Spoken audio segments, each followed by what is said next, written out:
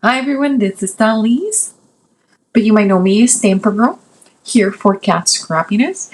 Today I have another Getting More Out of Your Dies video for this series. We take a few dies and we mix and match and we find different ways to use it. Today I'm using the Birthday Quokka Stamp Set and coordinating dies, the Build a Cake, and the Hooray with Shadow craft dies, putting them all together, in addition to the Confetti Party stencil. These all go together like a match made in heaven.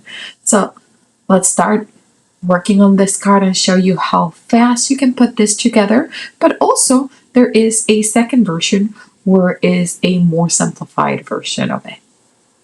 Here is the first version that I made of this card, and instead of using the Build a Cake, I used two rectangles to create the cake and then have my quokka jumping out of the cake. So I use the coordinating dies, the stamps, the Birthday Quokka stamps, and the Confetti Party.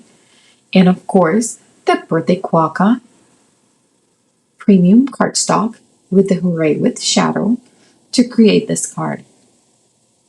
Now, I'm going to show you how to use the Build a Cake to create the cake instead of using rectangles to put it all together. Remember, all of these products can be found at the Cat Scrappiness store. I will leave links in the description below to all of them. And I have done a little bit of cutting in advance for our cake. And here is just showing you the Hooray with Shadow that I always use. I use the shadow with vellum, so it's a very, very subtle note. So here is the cake that we're going to be using from Build a Cake. I love this cake, but I know a few people have told me how they just struggle a little bit putting it together, and I have a little bit of a trick for you. Here I'm using my bone folder because I cut them the wrong way, so that there is a little bit of a bevel, and I wanted to flatten it out. So the key to putting this cake super easy together is to use a strip of cardstock, and I am using my Burley Arts glue, and I'm going to start from the bottom flush with my first part. You want to make sure that this cardstock that you're using, it is as wide as the thinnest of the card pieces, and I'm just adding a little bit of glue and stacking my cake up. So now I'm going to actually put the glue in the piece of the cake here because my next layer will be stacked on top of the first layer cake. And then here comes my oval. Perfect. And now my last layer.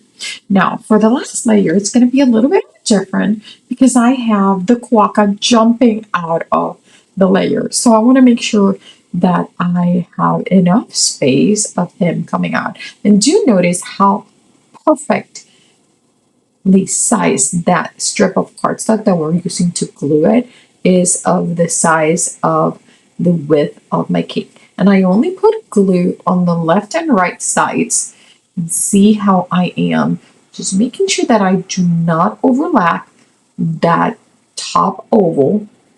And then see how it's a little bit open. And then I'm going to slide my quokka in because that is open in the middle.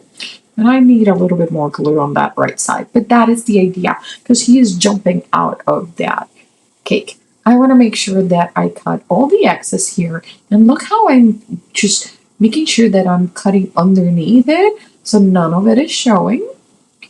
And I'm going to make sure that I put plenty of glue for my quokka, and I am just going to slide him inside, and it's just such a cute look.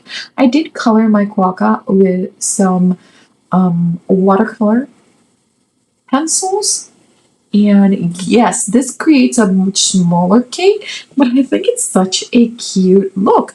I really truly love it. And you could do just a 2-tier cake, you can do a 1-tier cake, you can have him holding balloons, you can do so many things. Here I'm using the Confetti Party stencil. It is a 1-layer stencil. It is brand new for this release, and it coordinates beautifully in with the Birthday Quokka. I am bringing colors, the same colors that I used on the cake, which are the blues and orange. And you have to be a little bit careful with this. I did want to run the risk of this because I really love how the orange and the blue go together. I'm using the Memento ink for like a darker tone. And this is, I believe, Summer Sky. And then I'm using a teal color Marby ink Uchida to add a little bit more of brightness in 3 different places. And then when I bring my orange, you have to be careful because mixing orange and blue together, it's going to give you a brown. So here I'm coming with the orange and I am trying to not overlap too much. I'm trying to be very subtle in terms of covering just the parts that are white right now, that have absolutely no ink in them, because I don't want any brown undertone or muddy tones in here. There is a little bit of mixing, but I actually don't mind it at all. And I'll show you in the reveal part. It's coming. Look how pretty it is. It actually brought it into a more green look than a muddy look, but I really like it. So, and wait until you see it with the cake on top. Look at that. Oh my God. It is so cute. It really is so, so cute. And the little bit that it's a little bit muddied up gets a little bit covered with the Quokka and then with the Hooray die cut. So I end up cutting the die cut out of this glittery vinyl.